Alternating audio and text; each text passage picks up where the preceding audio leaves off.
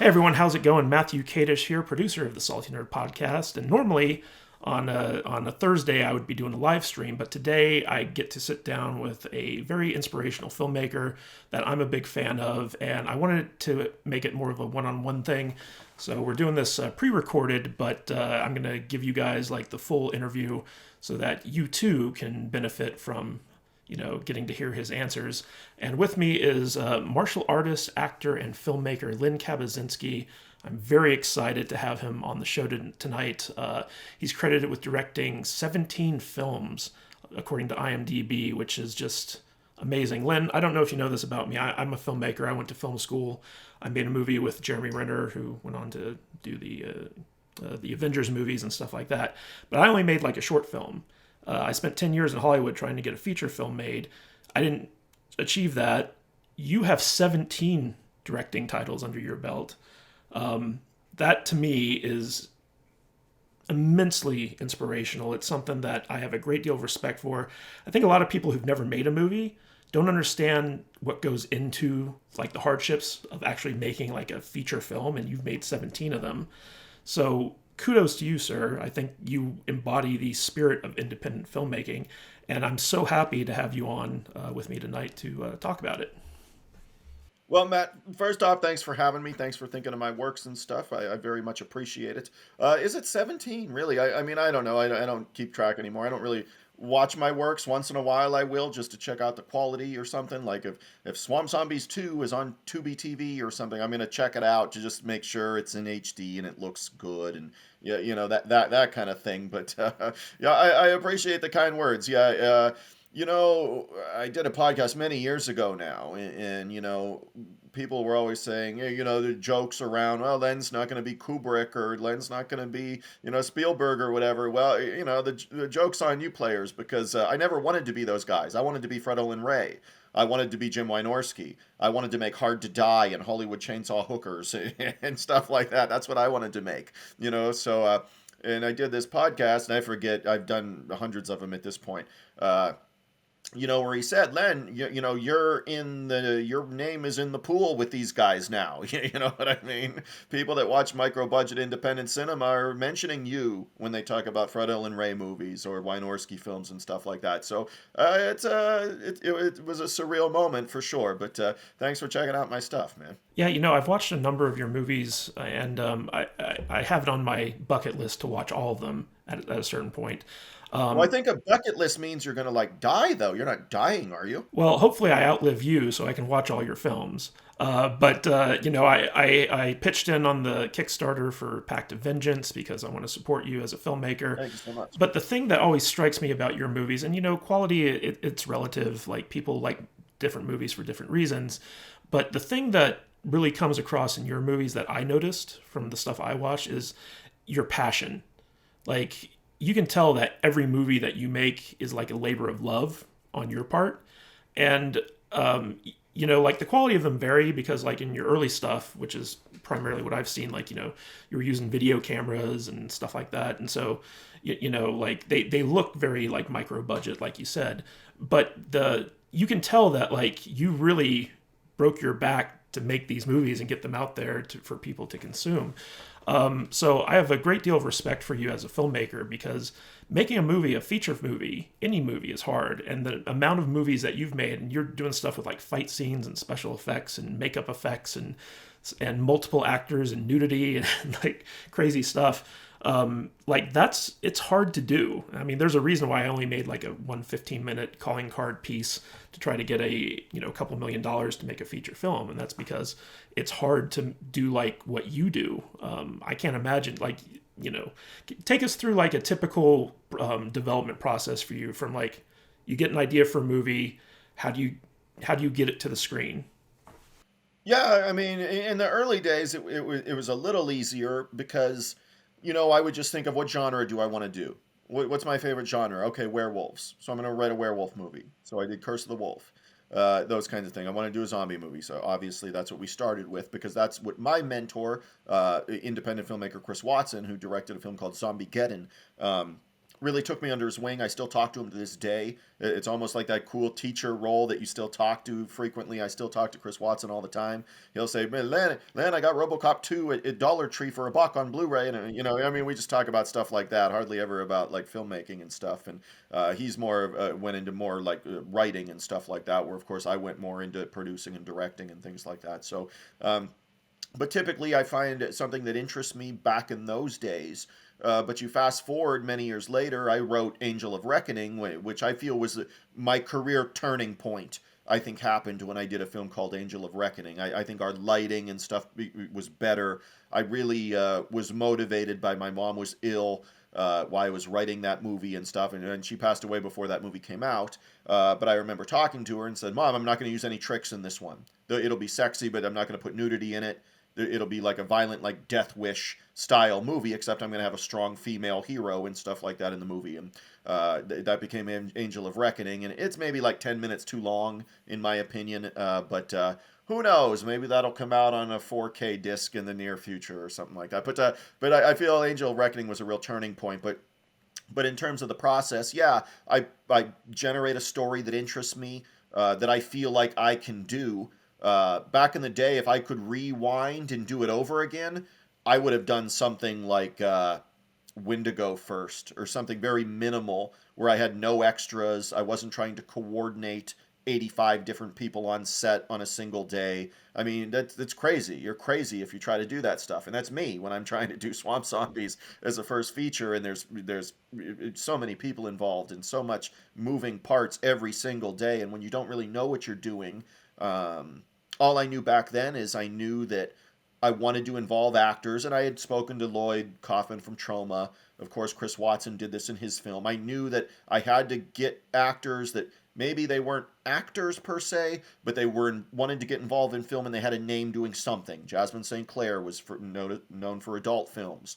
Blue Meanie was known for ECW wrestling and WWE wrestling and stuff like that. So Dan Severn, a UFC Hall of Famer, but the UFC wasn't what it is now. When I used Dan back in 2004 to do Swamp Zombies, it was a different ballgame. But we were a little ahead of our time there maybe on that one. But He still had the epic mustache, though. he did. He's one of the only people that can pull it off. I mean, and he is such an incredibly nice man. I mean, you can tell he's not just a wrestler; he's a martial art guy too. Very, very nice man. You would never know he would like rip your head off. I mean, we went out to Pizza Hut at lunchtime, and he was like, "Yes, sir. Yes, ma'am," to everybody at Pizza Hut. Ate his pizza with a fork and knife and stuff like that. You would never know. Dan Severn would totally rip your head off. But So I wanted to ask you. So you said that you didn't know what you were doing when you were making Swamp Zombies. So what exactly is your background in film? Did you go to film school? Like, did you work on any sets before you decided to make the jump into directing? Did you receive any formal training at all in terms of like how to do like movies? I worked in television for about 7 years, broadcast television. I had went to Gannon University in Erie, Pennsylvania for communication arts, and with that, I had a concentration in television and radio and things like that. And I did DJing at their station, and then I did editing and on some of their produced stuff because at the time, Gannon University had what was the local Fox 66 affiliate, which is a Fox station, obviously. So we had that experience there, that pipeline that we could go and edit programs, edit stuff locally that was going to air on the station. And so yeah, I had more an editing background, but back then editing was different. You were doing non-linear editing and stuff. It's not what it is now. I'm old, man, so It it's was not what it between is the now. two tape decks and stuff. Oh yeah, Yeah, yeah. I did I all was that stuff. there. I did that. So I had graduated from there, and I immediately started working at what was back then called UPN, which I don't know what it turned into, but it's not around anymore. It was a network television Yeah, I think station. it eventually became the CW at a certain point. CW. Yeah. Okay, great. Yeah, I worked for UPN right out of college in Pittsburgh, Pennsylvania. So I worked there, did a lot of master control work, button pushing, all that kind of stuff. It was all, you had to change tape decks for the next program and button push and all that. It's not like that anymore today, but it was 25 years ago or so. But so yeah, I had that kind of background with me. But then I went to a convention in about 2003 in Cleveland. I forget what it was. It was one of those horror science fiction conventions, and I had met Chris Watson. He was sitting at a booth with the late Robert Zadar. You're missed, buddy, R.I.P. But he was sitting with the late Bob Zadar, and Bob is talking to me, and he says, "Len, what are you doing tonight?" And I'm like, "I don't know, sitting and drinking at the bar," you know. And he's like, "Well, my friend Chris here is sitting next to me," and he was sitting right next to him. You know, my friend Chris here needs zombies for his film that he's shooting at one of the local universities, their local radio station. Are you interested? I'm like, sure, whatever, fine. It sounds cool. So they put me in grease makeup or whatever they did, and then we drove around half of Cleveland to get to this university. I don't know where we were. Case Western, maybe. I don't remember. Brink Stevens was there in the scene. The late Conrad Brooks from Plan 9 from Outer Space was there in the scene, and Conrad was a pretty funny dude because he always wanted makeup put on him, and I'm like, Conrad, you're like 85, you don't need makeup, buddy, you're fine. But they're all putting all this kind of makeup and stuff on him. It was a pretty funny guy. But yeah, I saw how Chris Watson was doing this as I'm not just sitting there as a zombie waiting for me tell the for them to tell me to walk through a door. I'm kind of taking in what's going on around me because I had wanted to do filmmaking forever, but I knew I'm not going to be able to raise $500,000, $1 million to shoot on 35 millimeter film. I didn't know what the mini DV revolution thing was yet. I didn't understand any of that stuff. I thought I couldn't make a movie unless I had hundreds of thousands of dollars, which, who's going to give it to me when I've done nothing at that point? Good story, good script or not, it doesn't matter. I just didn't think I could do it. So that belief in myself wasn't there yet. But I saw Chris film Zombiegeddon with his Sony 2000 or something it was, a mini DV camera at the time. And I thought, wow, I think I can do this. You know what I mean? I mean, careful what you wish for because then you get swamp zombies out of the deal. But you fast forward, and I think we got better through the years kind of thing. Well, But yeah, what's funny is like, so I think you shot Swamp Zombies around 2004, the time yeah, frame, yeah, and a lot of people don't realize that, back then, we didn't have HD cameras like what Hollywood is using. And so like the mini DV revolution, like we used that a lot in film school instead of like the film cameras because it was a lot cheaper. And a lot of kind of enterprising independent filmmakers were shooting very cheap mini DV films and going direct to video and making really good money doing that. And so like it's kind of funny when I go back and revisit your early filmography like Swamp Zombies and Curse of the Wolf.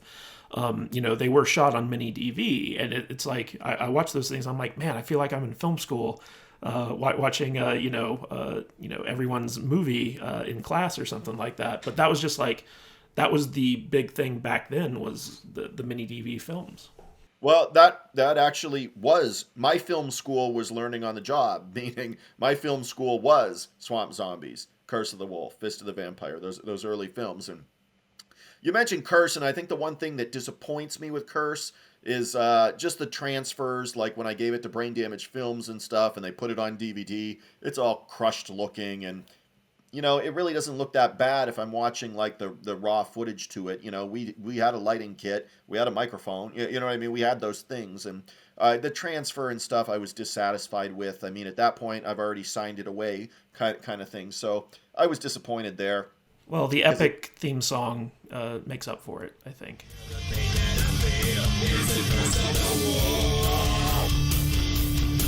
Yeah, I played some rhythm guitar on that. It was done by one of the actors in the film, and he had wrote it and stuff, and it became kind of a sensation when Red Letter Media got a hold of it Yeah, there. me But me and my fiance walk around the house just humming it sometimes. yeah, well, see, that means we've done something. We've made an Yeah, impact. yeah, But I'll totally. say this: wait till Pact of Vengeance comes out because Thor, John Mickle Thor from Rock and Roll Nightmare, does an original Pact of Vengeance theme song for the movies. So wait till you hear that, and Curse of the Wolf finally might take a back seat, I think. But we'll see. But yeah, that was my film school back then, was doing all those films. And when we did Swamp Zombies on the old Canon GL2, which I still have these cameras, they're sitting upstairs in my attic right now. The Canon GL2 was a pretty, decent camera. The problem was you just couldn't make it look like film. And back then in 2004, the big trigger word for everybody when you go to try to get released by somebody, a distributor, was get film look, put a film look on it, do this and that. Well, we tried to run so many film, it still fucking looks like video. It's you can't make it film. It's not Yeah, possible. in It was fact, in Fist of the Vampire, you used like a film filter to make it look like old film, didn't you? at the beginning of the movie, yes. But I will say this about Fist though, and Curse too, Curse as well. But the only film I shot with a Canon GL2 was Swamp Zombies, and that's only because I didn't know what I was doing. Um, Dusty, his last name escapes me right now, but Dusty was his name. Came aboard for Curse of the Wolf, and really introduced me to the Panasonic DVX 100A. And when I looked at it, it's 24p. It actually takes pretty good video, and you didn't really get to see it on full display in Curse of the Wolf, but I believe in Fist of the Vampire. Fist of the Vampire has a few scenes I think that look like it belongs, kind of thing. You know what I mean? You could easily put Fist of the Vampire in with that, all those direct-to-video movies of that era, and I think it holds up pretty well, actually. I think there's a lot of cool stuff in Fist of the Vampire. So that's why when people come to me, on Twitter or even Patreon and things that I do, um, and ask me what older film of mine should they start with, and I say watch Fist of the Vampire. I still think there's some good things in that for at the time. The motion tracking fire effects we did and stuff like that. I'm kind of proud of the effort everybody put in that, but it was a grueling effort. But yeah, I think Fist is the best of my pre-Angel work there. So you have multiple black belts in martial arts. And one of the things that you feature very prominently in your movies is action scenes. And I was wondering, can you tell us how you go about planning a fight scene in your movies? Like, do you storyboard it? Do you have like a team that you work with to kind of figure out the moves? How do you rehearse it? How do you shoot it? Well, I mean, most people don't know that I'm professionally trained in theater for that stuff, for fight scenes. A lot of Shakespeare, a lot of, rapier and dagger, broadsword, all those kinds of things. Unarmed combat, obviously. But I was trained I certified with the Society of American Fight Directors, which do movies and live theater and stuff like that. If every great or good martial artist could choreograph fights, we'd have a zillion fight choreographers. It's a different thing. It's not the same. If you're a great martial artist, that does not mean you'll be a great fight choreographer. It just doesn't work that way. There's a vision component to it and everything else. It's an art form, much like a live stage theater would be. So I see that, and I see those mistakes made when I watch other independent cinema, because I'm a fan of that stuff too, and I watch it. I watch it on Tubi and Amazon Prime and stuff like that, and I think, oh man, they just did not have a fight choreographer on set, or they had a karate guy that tried to choreograph their fights, and it always looks stupid, in my opinion. But I was trained through the Society of American Fight Directors, and the way I go about stuff is nobody stunt doubled in any of my stuff. I call on martial artist friends of mine, professional wrestler friends of mine, and I try to mix and match parts. If they have speaking roles, I do somebody that can cut a promo in wrestling, or you know what I mean, somebody with some acting, chops, a moderate amount, so they're not scared spitting out lines, kind of thing. So but then you always have to choreograph to the individual. I'm sure I can do an awesome fight scene with you, but if you can't throw a spinning back kick, I'm not going to give a spinning back kick to you in your choreography. You know what I mean? I'm going to make you look good. I'm going to have you haymaker punch me and stuff like that. Roundhouse punch me, do stuff like that. I'm not going to give you a 360 aerial kick or something like that when you can't do a 360 aerial kick. Do you know what I mean? You can make great fight scenes with anyone. You have to just match up what they can be successful at. It's not your job to put yourself in a position to be successful. I'm the choreographer. It's my job to make you look successful in whatever the fight scene is. So I think that's the big thing with choreography with me. It's putting people in positions to be successful, knowing their body type, knowing their athleticism, that kind of thing, and then making the fight scene from there. And how do you go about planning out the shoot for the fight scene? Like, do you storyboard, or is it just kind of like do you just kind of go with how like the action is being played No, out? I write it out. I write out the move by move by move by move stuff, and I even put in my choreography that would look almost like a call sheet would, move by move by move by move. What's going to happen? I'll even put camera direction in there. Such as so and so punches so and so, but before the next move happens, make sure you get the close up cutaway of this person gritting their teeth, or something like that that you can cut to blend everything together. So. So I think that you've written every single one of your movies. Can you take us through your writing process? Like, you talked about how you get inspired by an idea. How do you get that on the page? Like, how do you plot out your movies? What's your process for basically screenwriting? Well, just minor correction to begin with, because I give credit where it's due.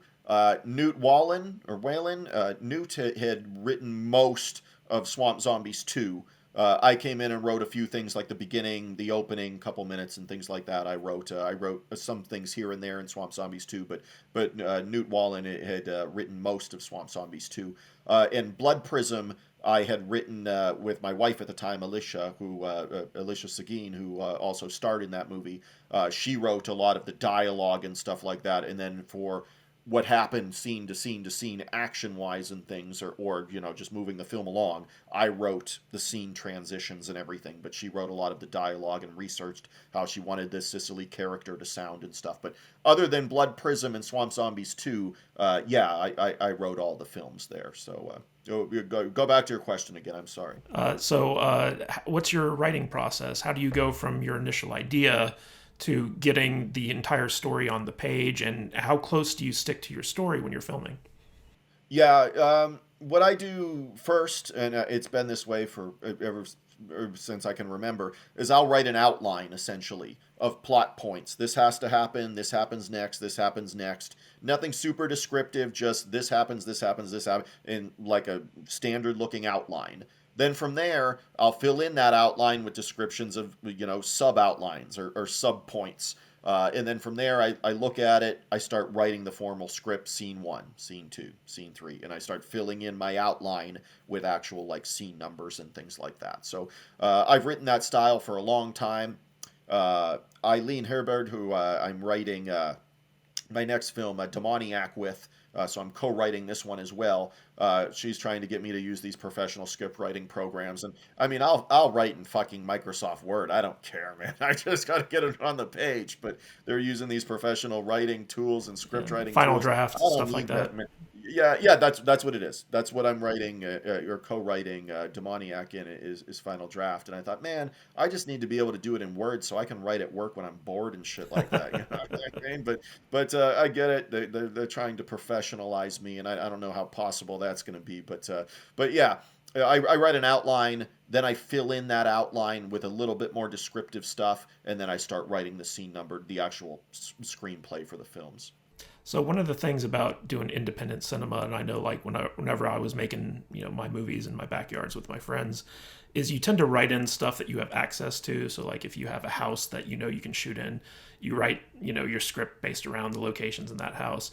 When you were doing like your early stuff like Swamp Zombies, Fist of the Vampire, it looked like that was kind of like what was happening there, where you had a bar that you probably had a buddy run, and like you could go and shoot in that bar, and so you wrote it into the script. Is that correct, or was it one of those things where like this is my vision, I'm going to go out and then find these locations and stuff like that? Yeah, actually not correct. In the beginning, we networked through cast members and auditioners. We actually did hold auditions for the first several films I did. Um, Swamp Zombies, for example, we held auditions. Somebody came out and said, "Hey, we have a hunting cabin and it looks really swampy around, and there's a pond by it and stuff." And lo and behold, that's the scene where character is introduced, and he's doing a Tai Chi form on the deck of this, and it looks like a ranger station. And I really like that location a lot. And it came from a cast member that said, "Hey, we have access to this." They ended up playing cops or something in the movie, is extras and stuff like that. But yeah, and it was networking. The bar, I didn't know them, but I knew people who knew people who knew people, and I would say, hey, my sister, I'm trying to do this film, and we shot at the same bar. I think in two or three different movies we used it for, at least two, because it's in Curse of the Wolf as well. So yeah, it was about networking with people in places. But fast forward to later in my career when I think I'm getting smarter. I don't know. That's for the audience to determine. But I went with the actual Pennsylvania Film Commission, and I contact them and say, hey, I'm looking for a prison location or something that can serve as a prison for my movie Hellcat's Revenge 2. And they're like, well, we have this that's a museum. It's about 5 hours away from Erie. I don't care where it's at. I just need to get in. You know what I mean? I need to get in and film there. So once I was using the Pennsylvania Film Commission, I don't think I'll ever not use them again, kind of thing. They were extremely helpful and took me seriously and stuff like that. So I had their help on Challenge of Five Gauntlets. I filmed in a lumberjack museum for Challenge of Five Gauntlets. For the character that's supposed to be in Scotland, kind of thing. But we're in an actual lumberjack mill and stuff like that for all those scenes. There's nothing CGI. There's nothing faked about it, kind of thing. We're in an actual airplane hangar in Challenge of Five Gauntlets, and I kind of went all out for that because that was a very personal script for me. So I produced a lot of that without my normal help that would help me producing it because I knew I just there was I was at the next level of determination that I'm usually at, kind of thing, for that picture. But Hellcat's Revenge 2, I mentioned we're in the prison.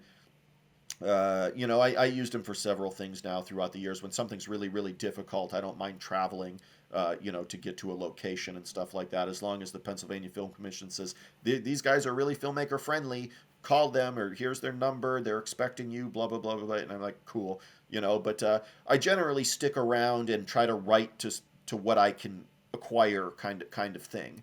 Um, Gauntlets, I just like I said, I was very determined to find whatever I needed to and make it happen, kind of thing. But normally I'll write. I'm not going to write a flying shark movie that involves double decker buses and things like that because I don't have access to anything like that. So when I write a film like Blood Prism, we had access to an art museum. We filmed in my actual house or our actual house at the time, and we got the movie done. But I knew it was going to be a quick shoot. Blood Prism was one of my shortest shoots. I didn't even know Blood Prism was going to happen until like 5 months ahead of time when my editor had called me out of the blue and just said, "Hey, what about filming something in 5 months?" And I'm like, "What? We just got done with whatever we were filming at the time. Hellcat's Revenge, the first one." And I think the filmmaking bug had hit him, and he was like, "Do you have anything we could film else quickly?" And I'm like, "Well, I've got this kind of serial killer script I've been goofing around with, but it's not ready. Well, how about 5 months from now?" And I'm like, "All right, fine." We'll figure this out. So, but again, Blood Prism was easier because all we really needed to acquire was that main Sicily's occupation, which was obviously in an art museum. Once we acquired the art museum, which was great to us, they were fantastic. Uh, that film was rolling because all we needed then was the cemetery we guerrilla shot. We didn't get in trouble or anything, but we guerrilla shot all that kind of stuff, and off we went. So one of the things I wanted to ask you about is the thing I think most independent filmmakers always struggle with, which is financing. How do you raise the money to do your movies? Like, obviously, you talked about how your films are ultra low budget, but there is a cost even in the low budget end of the spectrum. So how do you go about fundraising and budgeting and stuff like that? Well, I mean, the real cost of everything is your sanity. I've lost good friends. I always lose friends every movie set. You meet people, they're your friends, they're not your friends. You ignore your family and friends to make movies. You ignore your girlfriend or your wife to make movies and stuff. The cost is your sanity on all this stuff, really. I mean, so that's the first thing in check, and sometimes that's not, money's not worth losing those kinds of things for, but it happens, when you're an artist and you're driven, and I'm a perfectionist, and that I know that's a limitation for me, and people might think that's funny, just somebody directing swamp zombies, but in martial arts and everything I do in my life, I'm a perfectionist. I'm always determined to try to do the best at everything. I'm always competitive, not so much with other people, but with myself, kind of thing. And my editors could chime in that I've used throughout the years. And one of the first things Len told us is we have to be better than the previous, film that he did and stuff. Well, of course, I'm an artist. I want to grow. I want to show that the next thing's better than the last, kind of thing. And but yeah, I feel it's important though that the cost is really your sanity and your relationships with people. Those are the ones that suffer. But In financing, back in the day, I did the stupid ass Kevin Smith dumb shit Credit where you're, cards. yep, exactly, to do Swamp Zombies 1 because I had met Chris Watson. I thought, man, I can do this. I can go buy a mini DV camera right now and blah, blah, blah, blah, and go out. And Swamp Zombies probably had a total budget of like $12,000. And believe me, that's stupid. I could do that movie today for $3,000. You know what I mean? So it's just stupid when you don't know what you're doing like that. But now these podcasts, all this kind of stuff. Podcasts weren't even a thing when Swamp Zombies was out. You have so much resources now. Take advantage of people that have been there and made these mistakes, so you don't have to. That kind of thing. Um, so it took me a while to pay off that. Swamp Zombies never made its money back. We went into Curse of the Wolf, and at this point, early on, I'm financing my films by working overtime at a nursing home. Those kinds of things is how I'm doing it. Is I'm just working overtime at jobs or working So two paying jobs. out of pocket basically for it. Oh yeah, yeah, yeah. The first several films, brain damage, the old brain damage films, which I think is still around, and then they have their subsidiaries or offshoots like Midnight Releasing and stuff. They had Swamp Zombies, Curse of the Wolf, Fist of the Vampire, and then I believe I gave him Wendigo as well. Now I got the rights to all these films back now, many years later, but they did that, and I've seen a check from Brain Damage Films maybe twice, in 17 years of filmmaking. So, when sometimes, you'll get the almost like a robo message saying, hey, we saw a challenge of 5 gauntlets. Are you interested? Fuck no, I'm not, dude. You know what I mean? Or you know what? Or give me something up front. Come at me with something up front that I know you're going to be serious, because when you get upfront money, which never really happens very often, uh, they're going to try to push your film because they're going to want to give back that piddly $2,000, which is not a lot of money, that they gave you up front for one of your films. But they're going to take you seriously and want to push you. That's the one thing I would say to independent filmmakers is be confident in your work, man. You know what I mean? If you really want $2,000 up front, don't settle. You know what I mean? If you feel you have to, don't settle, kind of thing. But yeah, a lot of it was credit cards, working overtime at my jobs and stuff like that in the early days. And then when we got to later in my career, I got to Wendigo, which was extremely low budget, but the story called for something simple. I didn't need a lot of extras. Wendigo had a budget of maybe a few $1,000s, if that, but we had access to a Boy Scout camp, all this stuff that I networked through actors and stuff of the set. So that worked out pretty well. The movie's not very good, but I think it worked out pretty well, everything in it. But from there, Angel of Reckoning, same thing. Angel of Reckoning probably had $5,000 maybe budget, but Angel's made its budget back. And then once Angel came out, I realized there's these Kickstarter programs now. There's Indiegogo. There's places like that which I've used several times. So I started using Indiegogo when I did Hellcat's Revenge, and I mean it didn't make its budget, but I mean it raised a couple $1,000s or whatever it was. But it helped. It paid for the editing, that kind of stuff for a movie. I always pay my editors, and I think that's a big thing that micro budget filmmakers don't do. They either try to edit it themselves or they don't pay their editors, and then they're stuck in limbo because if you don't pay somebody, they're really not going to really take your job super seriously, and they're going to edit when they feel like it or edit around their other paying jobs and stuff like that. Well, I can't have that because otherwise I'd never get anything done. So I pay everybody something anyways, not life altering money obviously, but you get paid something for editing my pictures and stuff. And I like having that different set of eyeballs look at it too, kind of thing. But once Indiegogo hit, I've used Indiegogo several times now. But really, the biggest budget, pick a film off the top of your head. Pick a film, any one of mine. Pact of Vengeance. Pact of Vengeance was the largest budget film I've ever done, mainly because I involved Leo and that was the second time I worked with Leo, Mikkel Thor.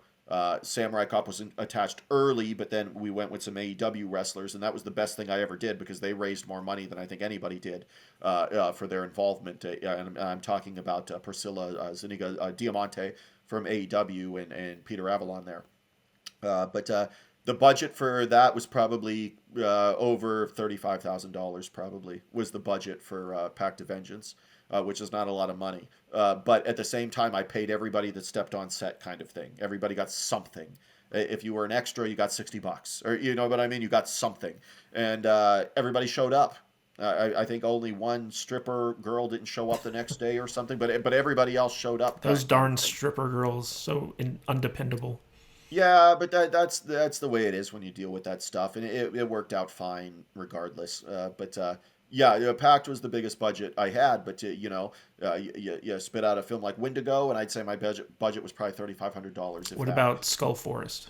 Skull Forest was same thing. I bet my brother edited Skull Forest, so I think it was $3,500 probably somewhere in that area for Skull Forest. But uh, I mean, what we were trying to do with Skull Forest limited us because I just didn't know what I was doing camera wise because I shot a good percentage of the film. But me and my brother were talking about it. We wanted it to feel real claustrophobic, and the way to do that, I mean, people cut on the Dutch angle thing, but when you use the Dutch angle properly, it does look like you're kind of confined in a space kind of thing, and that's what we were trying to do is make it seem in a much A-list bigger sense. The movie Jaws does the same thing. They're in a vast ocean, but yet you feel they're like in a phone booth with this shark and they're trapped in a very small area when really it's a massive area. And that's what we did in Skull Forest. We're in a massive woods forest that we're actually in filming that. And Skull Forest was a good time. I had a good time filming that movie. And I wish the photography was better because I think our story was on point. I like the script and stuff that we did. I know it's a Most Dangerous Game take, but kind of using strong women characters and stuff is kind of my thing in a lot of my movies. So I don't know why that is, but it is, and I think that's because of my mother probably at some point. But I had a good time on that movie, and I think some producers from other movies that work with me and stuff will say Len doesn't laugh. Len's very stoic. When you meet Len, he won't laugh. He'll be unemotional. He'll be, and that's true. But I mean, you can't mistake that from me, focus and determination kind of stuff. But I remember laughing on Skull Force and having a good time with everybody. Well, I got to give you props, Lynn, because just getting any movie finished and in the bag is really an accomplishment. But another big accomplishment is, so when I went to film school, one of my professors said, unless your movie gets distribution, it's just an exercise. Unless people actually see your movie, it doesn't really exist. It's just like something that you and your friends did. And you've been able to get distribution for your movies and get them out there. They're on DVD, I watch it on Amazon Prime streaming. So is there any advice you could give to independent filmmakers on how to go about getting distribution for their films? One, I think it becomes a second job. You have to be relentless with things. There's distribution companies out there that'll take anything. I mean, I got Swamp Zombie signed for Christ's sake. You know what I mean? It's Brain Damage Films used to pick up everything, but the problem with that is they will pick up everything. They'll sign anybody, but they'll let the film sink or swim on its own kind of thing. And that's where some of those really poor independently micro budget produced stuff, it just kind of sinks and goes away. Why Swamp Zombies is still talked about, I'm not sure. but Well, it's your first film. It's your but duel, like Spielberg. yeah, there's going to always be distribution avenues. The old Sub Rosa, I forget what it's called now. Ron Bonk, who I met in Cleveland at a convention one time, his company pretty much picks up everything. Brain Damage Films will pick up just about anything. I mean, if they have Amityville House in outer space now, everybody should be confident that they can make a film and get it out there. But is kind it of one of thing. those things where you have to pound the pavement and find these distribution companies and pitch them your stuff? It's not that difficult. Honestly, it really isn't. You just have to do the research on people that are signing films like this. Obviously, Brain Damage Films, Sub Rosa, or if you go to oh shit, it's like Indie Gathering. Indie Gathering has tons of stuff. I believe it's out of Cleveland. They'll have a lot of resources. They sign movies and stuff like that there for these independent filmmakers. But now, if you just want to get your movie out there, I mean, you, Matt, can make a movie with your friends in your room right there that you're in. You might not be able to wear the Creepazoid shirt, but you could make a movie right now, and you could close caption it, which I've done before, and put it on Amazon yourself. So there you go. You don't really need a distributor because let me tell you, the money I make off of Amazon is peanuts. You know what I mean? Through a distributor, I might make a penny, like a watch. If you watched Blood Prism tonight, I might have, make a penny. Honestly, I'm not joking. It's you make pennies when it goes through a distributor on Amazon Prime or Tubi. Although Tubi pays a little better because they have a massive budget for films. Tubi is really kind of, it's not eliminating Amazon Prime, but it's kind of surpassed Amazon Prime in terms of quality of stuff and size of stuff and finding those obscure films and things like that. Tubi's done a pretty good job. That's pretty much all I watch anymore is Tubi. Yeah, But, I don't know if a lot of people know this, but anyone can actually put up a film on Amazon. correct. That's right. They, Yes. they have like a little avenue with which like you just have to meet their specs, and as long as you meet their specs, Correct. they'll put it up there for people Yes. to rent or watch or something like that. Yes, because in the beginning, I had put up Swamp Zombies 2 on my own. I had put up Blood Prism on my own because I was fed up with distribution at the time and just making, no paychecks or royalties or anything. So I said, you know what, I'm going to put these films up on my own, kind of thing. So I did, and I still didn't really make anything. But the problem is, certain places like this will only deal with either aggregators, they're called, or, for lack of a better term, distributors. Tubi Television, for example, Tubi TV will only deal with, you can't pitch your movie to Tubi like you could to Amazon and just put it up on by yourself. Tubi will only deal with like sales agents and aggregators and things like that. Now I'm sure that's because somewhere in their demented brain they're thinking, well, we'll get the quality stuff. Really? Because I've seen some garbage on there, and but it's all funny how that works, kind of thing. But let me ask you, what about YouTube as a distribution channel? Have you ever explored that? I have not. I can't even monetize my own channel yet, and I've got thousands of subscribers on my YouTube, but I think I need 4,000 hours or something. They tell Of me watch time, uh, yes. of watch time, and I'm not even close to that. I'm maybe half of that if I'm lucky, because most of my podcasts I try to keep to a half hour. Or, my Forgotten Movie Den episodes sometimes go 45 minutes, that kind of thing. But I'd like to say get to the point where I can monetize it. I have a friend, a martial art friend, that has a channel where it's just funny martial art memes and things that he does, kind of thing. So, and he's like, yeah, I'll get a few dollars a month check from YouTube or whatever, but a few dollars a month isn't going to get your next film made, dude. So, I appreciate the avenue. I always want eyeballs on my movie, but at the same time, you have to have an avenue where you can raise money to make your movies, kind of thing. So, for me, that's where something like Patreon has come in. Patreon essentially got Hellcat's Revenge 2 made and stuff like that. I mean, we may only made a couple $1,000 in Indiegogo, kind of thing. That's not going to make that movie, but it helped pay to rent our prison and stuff, a legit prison that we used and things like that.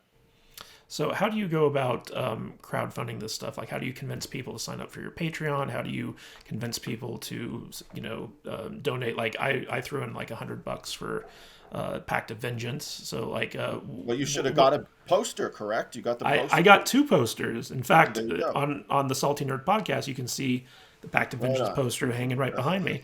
But like, how do you go about convincing people to give you money for these movies in a crowdfunding sense? Is there any crowdfunding advice you can give filmmakers? Um, I don't know, because I'm not a great salesman about anything. I just try to let my work be unique and speak for itself, kind of thing. With a movie like Pact, I mean, my cast obviously is really what sold people to the film, I think. The AEW wrestlers were great that were involved. Leo still's doing stuff. I mean, obviously he passed away a few weeks ago here, but John Michael Thor, I think, is trying to get back into film again from Rock and Roll Nightmare there. But you just have to be relentless in promoting any kind of social media, and you got to latch on to stuff that has a lot of followers and stuff like that.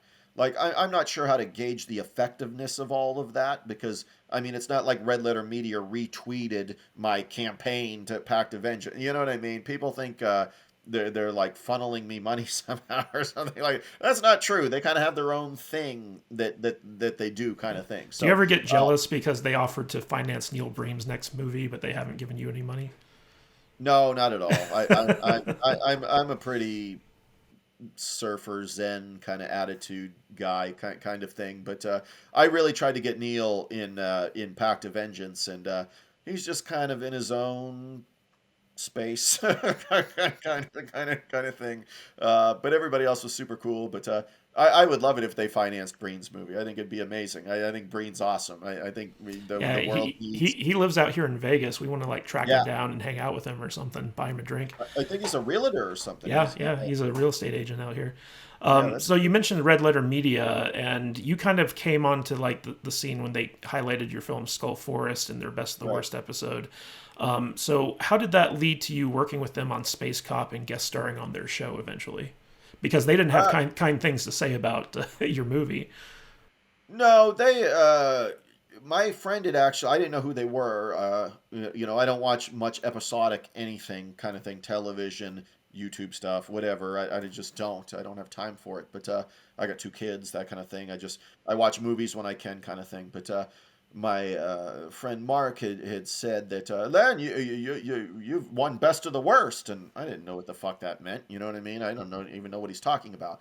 But he's like, yeah, they got a lot of followers, blah blah blah. There's a lot of eyeballs on their stuff, and you know. And I said, oh, okay, cool, whatever. And I didn't think much of it. And then I don't know, not more than a few months later, probably.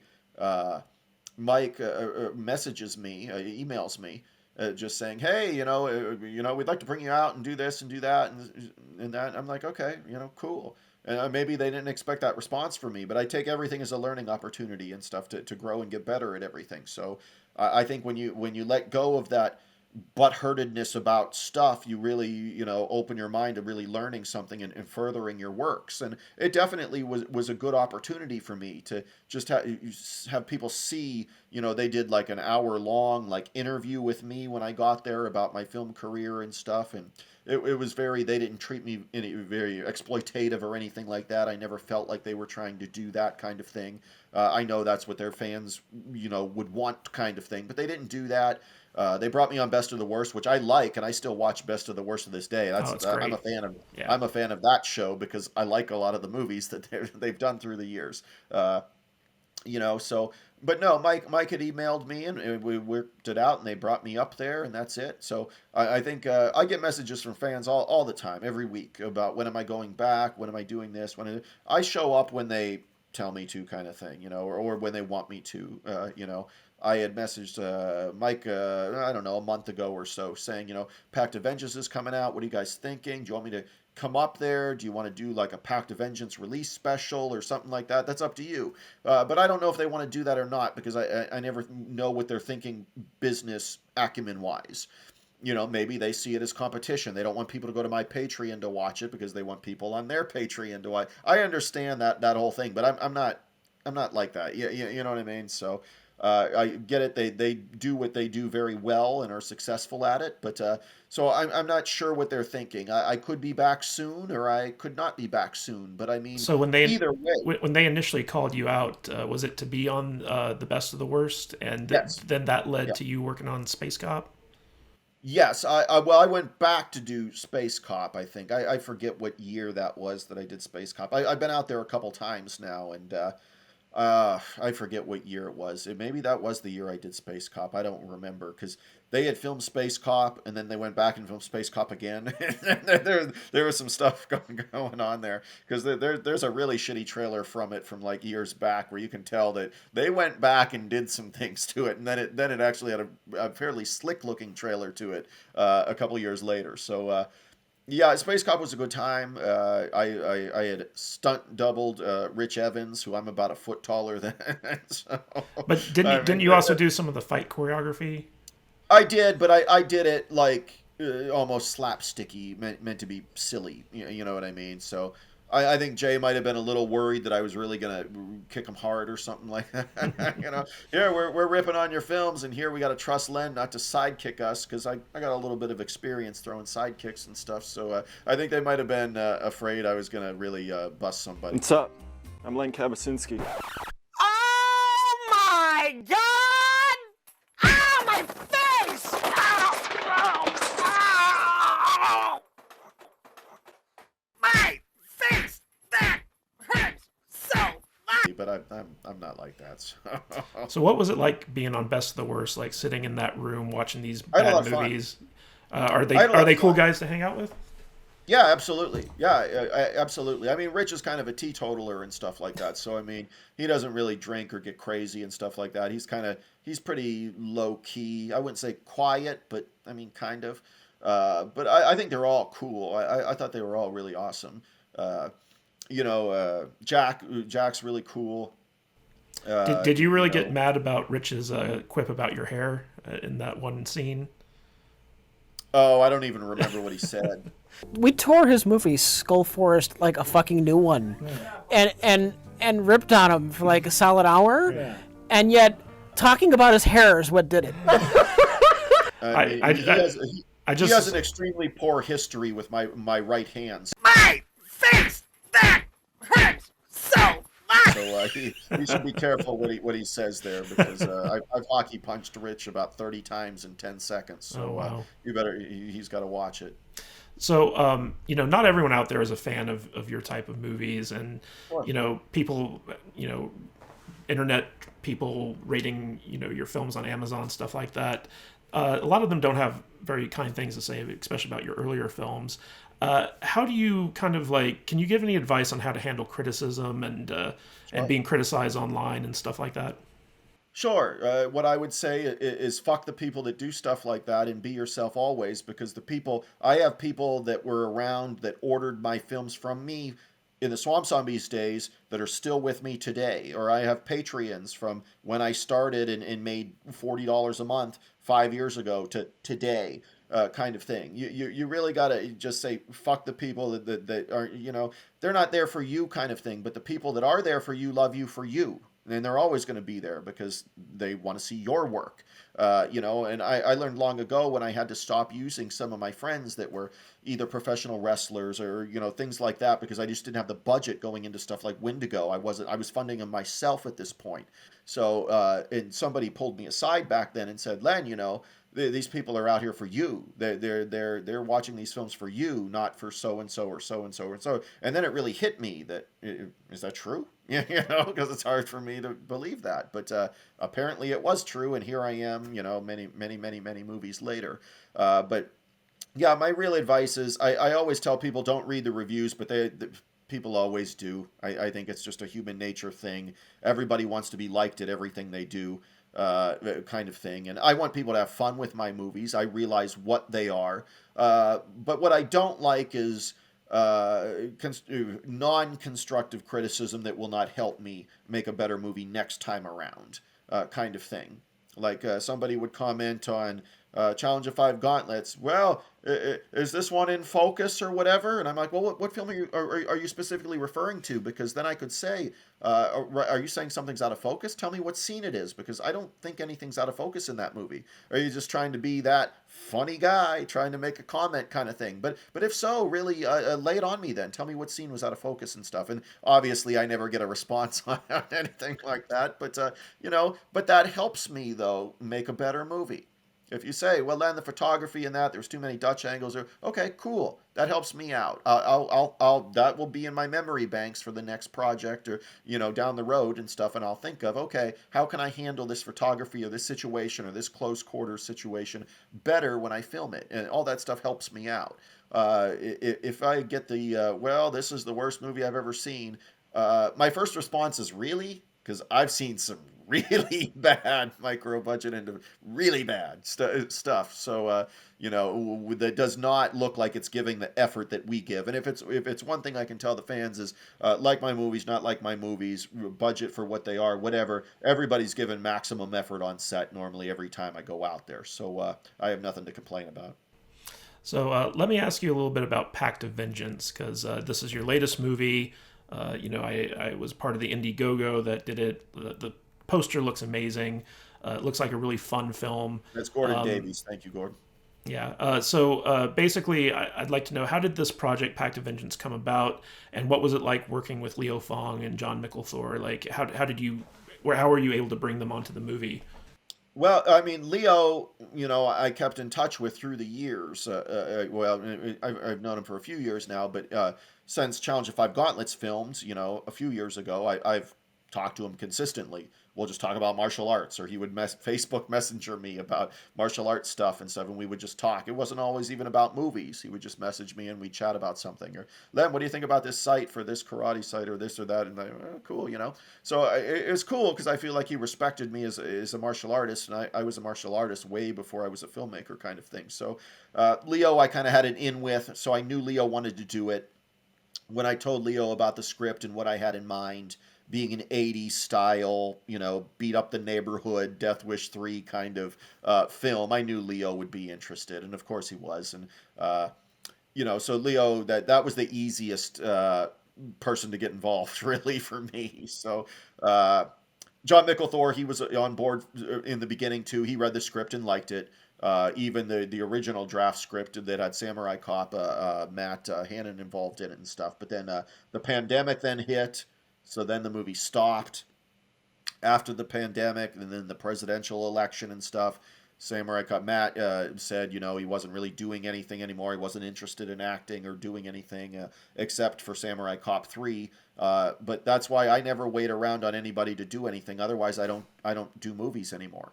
I have to take the bull by the horns and do that myself. Or, where's Samurai Cop 3 at? Have you heard anything? No. I don't want to hear anything after Samurai Cop 2, though. So. Yeah, right. So, you know what I mean? I can't wait on things like that. Otherwise, I never do anything. And I have to do stuff or I die. You know what I mean? I have to be moving creatively in my mind. My mind is very sharkish creatively. If I stop moving, I die kind of thing. So, so Matt dropped out, and that was fine. I still think he's cool. He's a funny guy. I like him. I would work with him in the future, but I just don't think he's really super interested in doing much outside of Samurai Cop. And I mean, that's his meal ticket. Don't get me wrong, but I think Matt might have sold himself short a little bit there because he's a pretty funny dude, and I think there should have been more work on the table for Matt and other avenues there, totally. Or other films, but.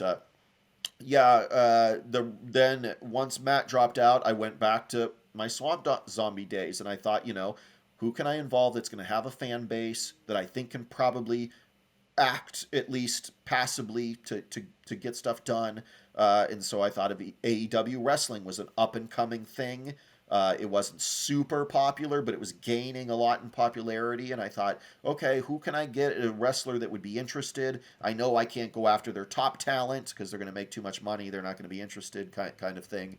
So I'm not going after Cody Rhodes or one of their top tier people, Sting, or, you know what I'm saying. So I thought, who's up and coming, who I really like, and I'm a fan of Diamante. I've been a fan of Peter Avalon's. Peter Avalon had the connection with David Arquette for his film and stuff. So Peter Avalon had been around some other films and stuff. So I knew Peter would kind of know what it took to get through scenes and stuff, which he did. Where Priscilla was more green at that kind of stuff, but did great. Priscilla's probably one of the best. Diamante, I'm talking about.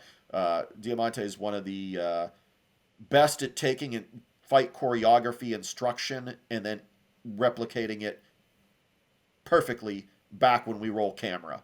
I probably showed her a fight one time that had 8 moves in it, and boom, boom, boom, boom, boom, boom, boom, she just did it.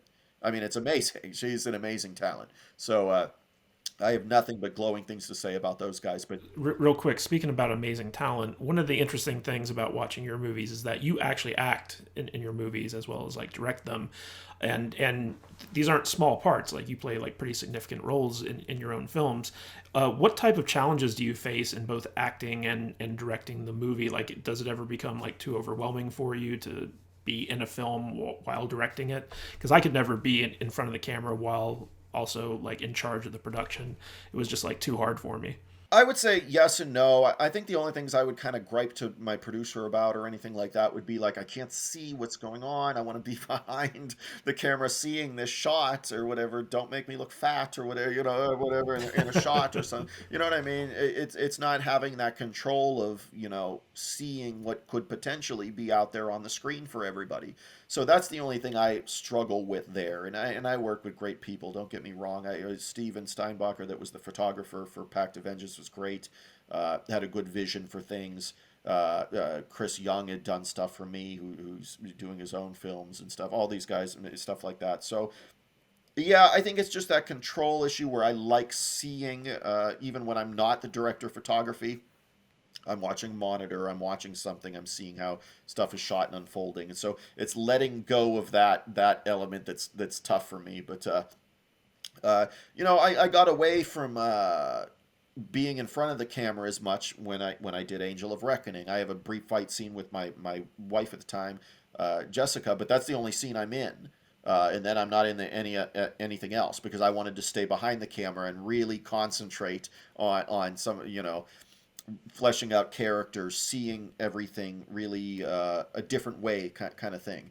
And then I kind of got a taste for that, and I liked it, and I went to Blood Prism, and I'm not in it at all, unless you watch the new Blood Prism, where if you stick around after the credits, you might see somebody you recognize. But other than that, but you'll only see that on Tubi now, and of course my Patreon channel. But that's not a plug. I'm not a good salesman, but I believe the Tubi copy. Oh, Tubi cuts off the credits, so there you go. You will only see me in Blood Prism if you watch it on my Patreon channel. So how about that? But yeah, I was moving behind the camera more and stuff like that. But then it became time that I thought, I'm getting older. If I'm going to do a martial art film like I grew up watching, like a Saturday kung fu flick kind of thing on a rainy day, what would it be? And I wrote Challenge of Five Gauntlets, and it was a pretty therapeutic experience for me doing that film. It in the film, a little girl's dying who was played by my real daughter Ariel in the movie. So it was, and my mom died of multiple system atrophy, which of course has no cure or anything like that. So it's a process. You watch your family member disintegrate in front of you. So, I couldn't help her in real life, but I can make a movie though where I can write something and I can win in the end, or so it's a therapeutic process there. So it was good to get it done, and I my career could have ended with Challenge of Five Gauntlets, and I would have been very happy with it. I felt like God was giving me my moment with my daughter in a script that I really cared about and stuff like that. Not that I don't like all my scripts, but Gauntlets was a little different. So, my fiance Jude is a big fan of yours as well. Like, we tend to watch your movies together and watch you on RedLetterMedia together. And so she had a few questions she wanted me to ask you real quick. So she wanted to know. Is she going to ask him? Is she in the room? Is she going to ask him? She's not. Unfortunately, she is not camera ready, so she's kind of shy. I'm not camera ready. I didn't even know we were taking video. I just got out of the gym, and yeah, it's. You look great though. So, thanks, what is your favorite film that you've worked on? My favorite film I've worked on, I don't. It's a tough question in terms of me, like laughing and having a good time. I mean, Skull Forest was a lot of fun, just to shoot, and I had a good cast and crew around me that were really goofy and fun and stuff like that. But I guess if I had to pick my favorite. If it'd probably have to be Challenge of Five Gauntlets, I think. Just because it was so personal with the script and my daughter's in the film, and that's not how it started. I actually, a young girl that was interested in getting involved in theater and stuff was going to play this role, and it was a kind of a musician friend of mine that owned a concert hall told me, do you have anything? My young daughter. And I was like, hey, actually I do. For her age bracket, I'm doing this movie, Challenge of Five Gauntlets. And I didn't want to tell my daughter because I knew immediately she would want to do it, kind of thing. But I want to it's very easy for me to put my friends and karate friends and wrestling friends and stuff in movies.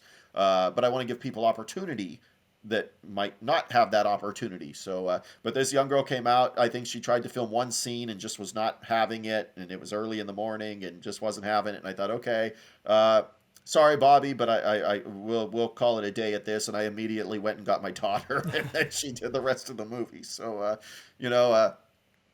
it was a good time. Everybody was super nice to us. I think we really, that's when it started to change in Gauntlets, where I really got some really awesome locations. The film commission was working with me. Like I said, I had a lumberjack museum. I had an airplane hangar. I shot a beautiful scene with Donna Hamblin, 10 minutes from my house where the sun's going down on Lake Erie. That's got one of the most gorgeous sunsets in the world, right near my house. I'll pick Gauntlets, I guess. So Jude also wants to know that when you're on camera, when you're acting in a scene, who is it that's working the camera? Like basically, who's the cinematographer who's making you look as good as you do? Well, the last many films I've done, I've hired a cinematographer. Whether it's Aaron Bratcher, who's went on to make his own films, he shot Gauntlets and things like that. Most of the time, my director of photography, or Steven Steinbacher, who shot Pact of Vengeance. The past several films I've done, Aaron Bratcher actually shot two films. He shot Hellcat's Revenge 2, and he shot Challenge of Five Gauntlets. Steven Steinbacher shot Pact of Vengeance. Blood Prism was a mix of Chris Young and myself, but I'm not on camera for those. So really, I haven't operated camera probably since like Angel of Reckoning, probably somewhere in there, because Hellcat's Revenge, which was shot in 2016, I'm on camera a lot for that. So Chris Young, who also was the editor of that picture, shot it. But yeah, that's who's handling it, really. I mean, the last 6 years or so, I've hired, directors of photography and stuff to handle things. Cool. So, what monster genre that you haven't tackled yet is something that you might want to, do for a future movie, like witches or mummies or anything like that? I'd probably say demons. I think in my film Demoniac, there's a little bit of a satanic element to it, I guess, kind of thing. I'm not going to spoil much about it, but it's kind of a ghost demon type script that's kind of developing. We're still writing it.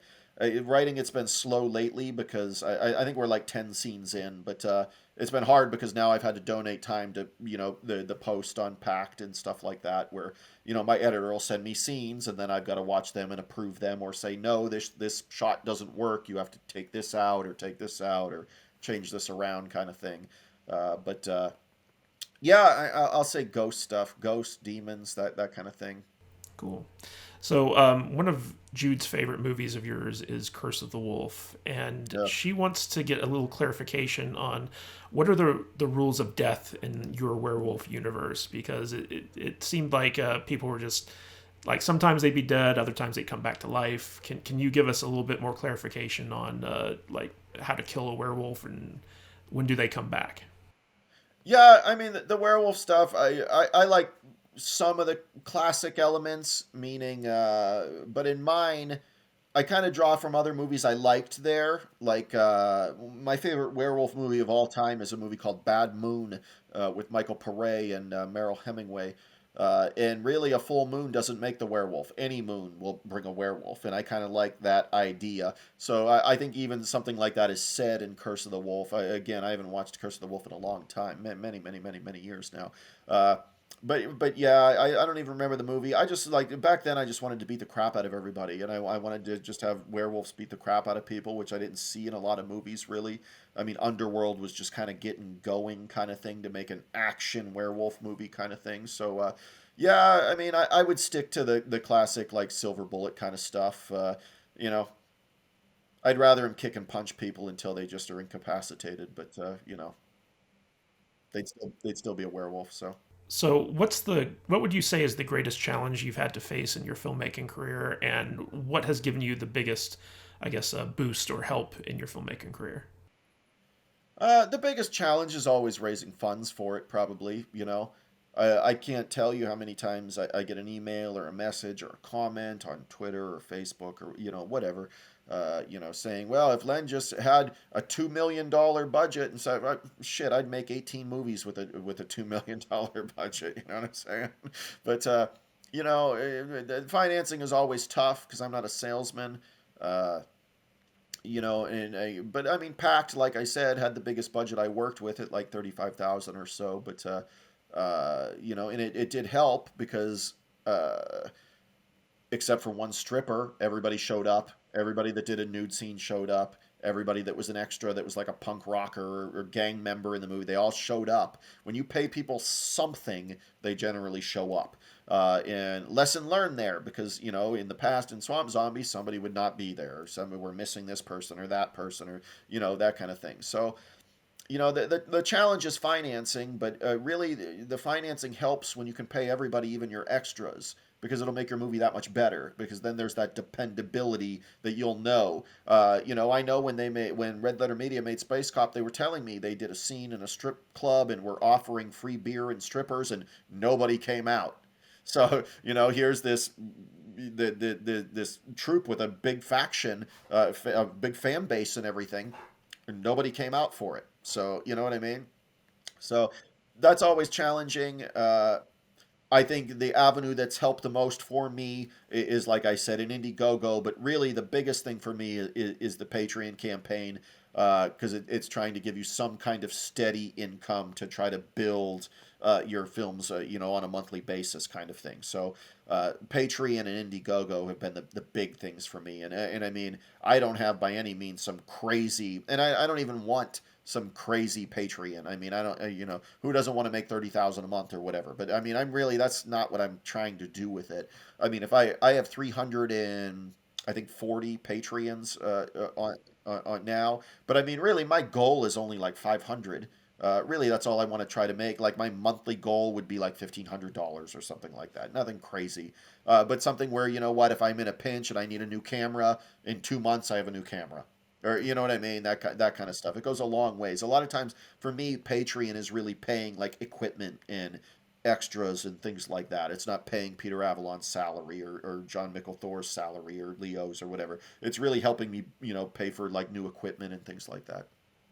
Yeah, you mentioned something about the multi-million-dollar things, and I know that my experience in Hollywood, directors at that level where you're dealing with like $30 million and above, like they're so insulated from having to do like the nitty-gritty stuff. Like they have very professional department heads who handle like all the various things that you need done, and that way the director can just focus on making his day, staying on schedule, on budget, getting the shots he wants, working with the actors, whatever his specialty might be. And I'd be really interested to see like what you would do with like a $10 million movie or a $30 million movie, because I think that a lot of the criticism for your films just comes from the fact that it's so micro budget and people don't understand what goes into doing a micro, like you're wearing 50 different hats, having to split your attention, and especially with you doing the acting in front of the camera too, like that adds like a whole other element to it. And I would like to know, like, have you ever kind of envisioned what it would be like having a multi-million-dollar picture under your belt and not having to worry about like wearing all the different hats and just focusing on getting your vision onto the screen? I'm pretty big at like visualization techniques and stuff like that. I do it a lot in my martial art career when I'm competing and things like that. I can see what it would look like, but I think the thing I would look forward to the most, if I had a budget like that, was really getting assigned like a legit like location producer and things like that. Something where they're like, well, Len, we're going to be in Arizona at this place at 10 a.m. on Saturday. Show up. Okay. You know what I mean? I want somebody to go out and do that legwork for me, in a more professional environment where my producers aren't trying to network of friends or family or friends of friends of friends to try to get to places where we can shoot things. I would really like a legit, like, film producer that's out in Hollywood or whatever to say, okay, we're producing this. I'm handling locations for scenes 1 through 30 or whatever it may be. That's what I would look forward to the most. And then of course extras and stuff like that. So they're always really difficult to coordinate. I've had a really good fortune on Pact of Vengeance and stuff for that stuff, but yeah, I think the producing element in terms of locations and things like that is what I would look forward to the most. Going to different places, using different things, that kind of stuff. So do you have like a dream project that you'd like to make? And if so, what is it? I'm not sure if yeah. Like you want to direct a Star Wars movie or something? Not really. I think the pinnacle Star Wars movies probably already been made, kind of thing, and that's Empire Strikes Back. But that kind of stuff. I think those have been made. Jaws has been made. Close Encounters has been made. Those kinds of things. I don't know. I'd want to do something martial arts. If I could get a franchise, I'd say my dream project is to bring back American Ninja. And then I would make the American Ninja a female character instead of a male, kind of thing, and bring back the American Ninja kind of thing. So I guess if I had to pick one thing I'd want to do, it's American Ninja. That's really cool. So what are you working on next after Pact of Vengeance comes out? I know you mentioned the I forget the name of Demoniac. it. Yeah, yeah. Demoniac. Demoniac might be next. But what I would really like to do is finish Pact of Vengeance. Get with John Mickle Thor. Because Canada's still under all kinds of restrictions and stuff like that for travel and stuff still because of COVID. But you never know when that's going to end if it does. I would like to finish Pact of Vengeance, show it to John, who's still signed with Cleopatra Records. Cleopatra Records also produces films like Danzig's Veronica in his new Death Rider movie and stuff like that. And people might rip on those movies. I understand that. Believe me, Veronica was stupid. But at the same time, those are $1 million budget movies. Give me the budget to Veronica and let me go make a movie. You know what I mean? Because it will not suck. I guarantee you. You give me a couple $1 million to make a movie, Cleopatra Records, I will produce something amazing. So I guarantee that. So my goal is to get with Thor, see if he can set us up with a meeting with Cleopatra and maybe talk about getting something bigger budgeted going there. So and when Pact is done, Pact is going to look like a $10 million budget movie. Nice.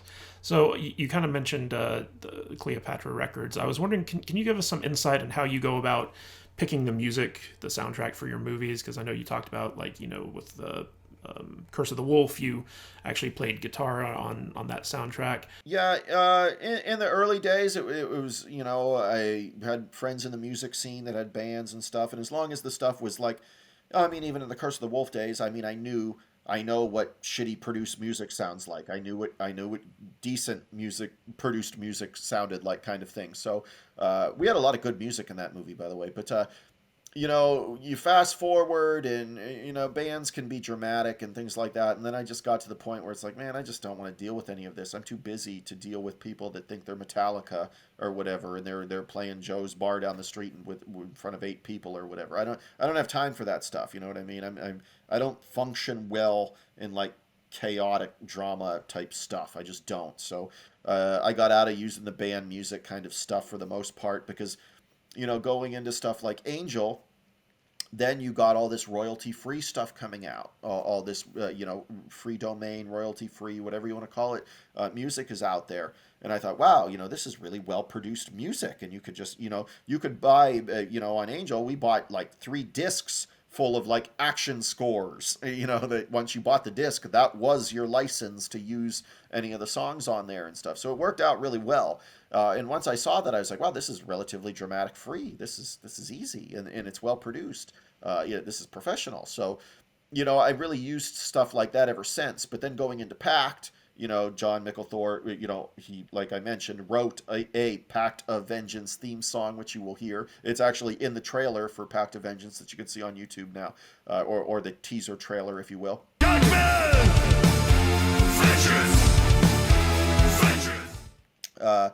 So John Mickle Thor has a few songs in the movie. Black Widow Conspiracy has a song in the film, that kind of thing. So other than that, though, we'll be using, much like we've done for many films in a row now, and that's used like royalty-free, scores. That's really interesting. All right. Well, Len, thank you so much for coming on tonight and having this chat with me. I could probably talk to you for 3 more hours, but I know, you're a busy guy. So where can people find you on social media? And if they want to join your Patreon and support your future endeavors, how can they go about doing that? So joining the Patreon would be great. It's only $2. We do have a $5 level. There's nothing really special about it. It's just, hey, if you've got $5, please, consider kicking in $5 kind of thing. I don't hold anything back from anybody or anything like that. So when Pact of Vengeance comes out, $5 level people are going to see it. $2 level people are going to see it. I don't hold anything back from anybody there. So if you can support us at $5 a month, great. If it's $2 a month, great. Just sign up. Everything helps. It's patreon.com/killerwolffilms. Again, patreon.com/killerwolffilms. You can find me on Twitter. I'm really interactive with fans and stuff on Twitter. Same thing, twitter.com/killerwolffilms.